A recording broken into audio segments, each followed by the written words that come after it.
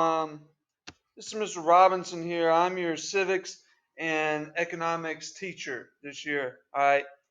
So what I'm going to do every day with you guys is I'm going to go through some of these slides using this video. Okay. I'm going to post the video on Canvas, and then I will also email you the video so you know exactly what we're going over every day in class.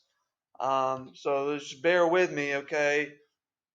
And we're going to see how this works.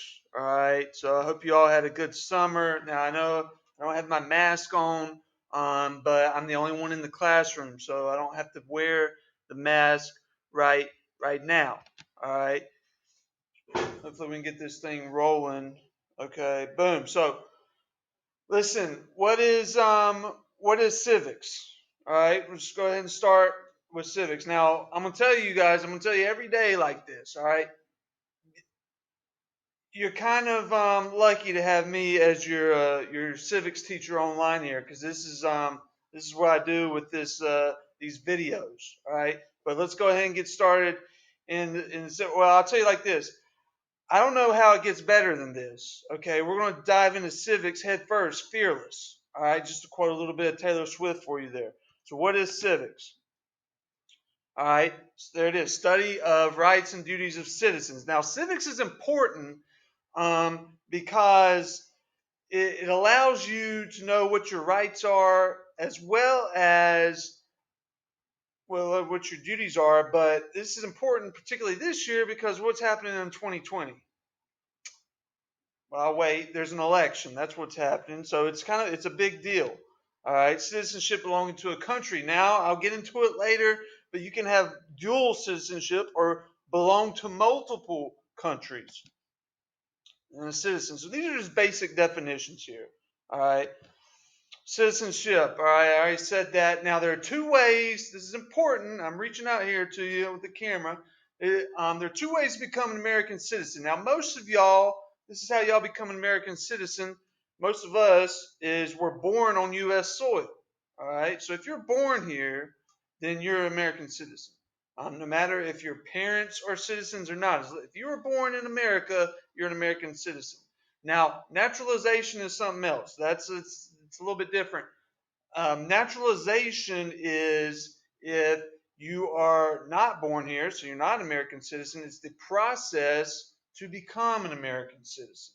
All right. So, for instance, when we look at Donald Trump, the president, right? His wife. I don't know if you know this. His wife was not born in America, right?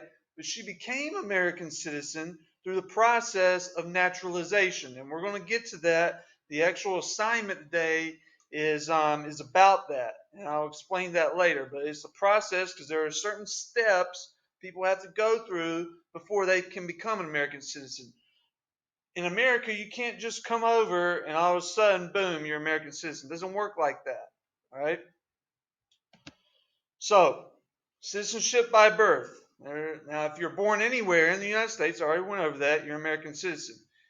If your parents are citizens, so if you're born in, say, Australia, Canada, okay, I had a student last year, he was born in Canada, but his parents were American citizens. He's an American citizen. I don't know. Here's a famous example. Kyrie Irving. So some of y'all, if you like basketball, Kyrie Irving's a famous basketball player. Was born in Australia. Okay. But his parents were American citizens. Now, he was born in Australia because his daddy was a professional basketball player over there. So that's how he is a dual citizen. Okay? Citizen in Australia and America. So that's how it's possible to be a citizen of multiple countries. All right. If you're born in a foreign country but your parents are American citizens, boom, you're a citizen of both countries. Naturalization. All right. So these are the steps right there. There are 4 steps of becoming a citizen through the process of naturalization. All right. 1, you have to live in the U.S. for 5 years. 1, 2, 3, 4, 5. You have to be 18 years old. Okay. Now you also have to file an intent. All right. One of my friends from college. She just got her citizenship from the United States. She's from Jamaica, and the first time she'd ever been to America was our first day of college together. And so obviously she wasn't an American citizen yet. She had what's called a student visa. So she had her student visa, okay, but her goal was to become a doctor, all right? She went through school. After a couple years in school, she filed an intent form. Now she's lived in the United States for 5 years. She's 18 years old. And then the last thing, you have to take a test and then pledge loyalty to the United States. So that's really what the assignment here is going to be about, is taking the test. All right. And I'm going to explain that to you here in a second. So now my friend, she did all these steps. Boom. Now she's an American citizen. She's also still a citizen of Jamaica. And she's also a doctor. So, she's winning. Okay. You in this class are winning as well. All right. And this year, that's what we're going to do. Is we're going to try to win every day in this class, and hopefully you guys learn something. These are the steps here, so this is important. Now I put all of this on Canvas. These slides are on Canvas. Was actually through a PDF, but you can look at it, and it's going to help you with. It may not help you with the assignment today, but it's going to help you with the material you need to know for the test and the quiz. That's just a slide of the oath of citizenship. All right, that the person has to say to become a citizen. So here are a couple other things. All right, so you have legal aliens. Now that would be my friend when she was we were in college together. She would have been a legal alien. She had a student visa, meaning she has written permission there to be in the United States. All right, there's student visas, there was work visas, all sorts of other legal permissions to be in the United States. So I was in the Marine Corps, and I've been to several countries all over the world, and I had permission. Well, the military had permission for me to go to those countries, but I still had to get a passport to go. All right, so that's how you have to travel internationally. But a legal alien is someone who is in the country legally, yet they're not a citizen. They can't vote or hold public office. They do have the same rights as citizens. All right, so that's written in our Constitution, which will, trust me, that Constitution we're going to get to later this semester. Um, but it protects rights of aliens as well. So now an immigrant is a person who leaves the country of birth and goes to live in another country. All right.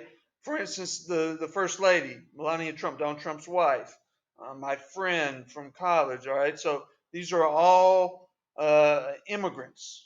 All right. They leave their country and go to live in another country. A visa, already went over that. Green card granted to foreign workers. All right. Illegal aliens. Okay. So this is kind of a big deal recently in the United States, particularly. Look at what are they building, constructing along our southern border? A wall. All right. So they're building a wall to keep illegal aliens out. Now, a legal alien is someone who is here without permission to be here in the United States. Obviously, they can't vote, hold office, or work. All right. And if they're tracked down and found, well, they can be sent back. So if they come in the United States without permission, then they can be sent back or deported. All right, there's a question there for you. So why would someone come here if they would be an illegal alien? Well, there are a lot of reasons. Why do people move in the first place? Okay, the reason people move is for money. All right, I'm telling you, that's a big factor. For money, a better life, which goes along with money. Okay, maybe for safety. All these things, religious oppression, political oppression. Right. So if you go back to world history, which you had last year, I'm guessing. Remember those three G's: God, gold, glory. All right.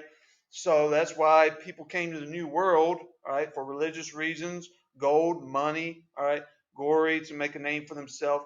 That's the reason illegal aliens would come here as well. Still happens today. That's still a reason people migrate or move. So an illegal alien is someone who can be deported or sent back. And that's the end, all right? I'm going to tell you, go back to that slide. So here is the assignment. It's on Canvas, okay? It's a naturalization test, all right? It's not a test, all right? Literally, if you I'm gonna tell you how I'm gonna grade it. You get three chances to do it. It's like a practice test for what a person who is trying to be naturalized would take.